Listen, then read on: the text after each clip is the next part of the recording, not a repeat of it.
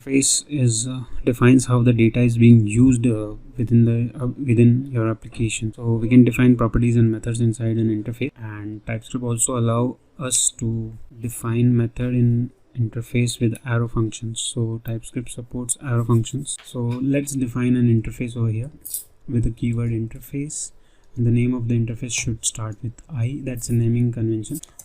It's fine if you can give it plain student also without an I, but that's a standard what we follow for declaring interfaces.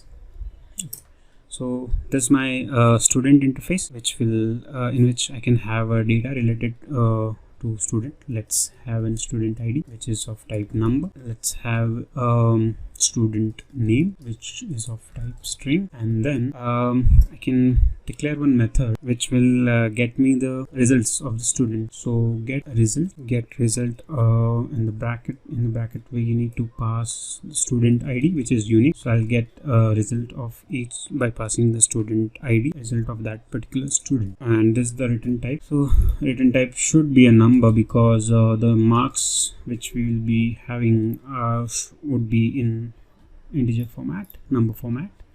So this is the way we declare method in TypeScript. Over here I can go with like student ID as a number. So this is my parameter which I'll be passing to this function. It is of type number. If we do not specify the type, it will take type of any, which is a superset of all the type which we have seen in our earlier videos. In here we can declare the same function using arrow functions, and how we will do that is get result. For timing, let's comment this out.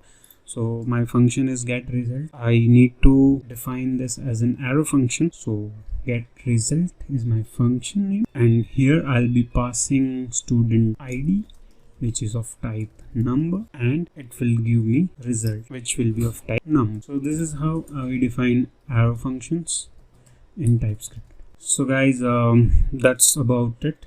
So both the ways are fine. You can define your method inside an interface by using either of these methods.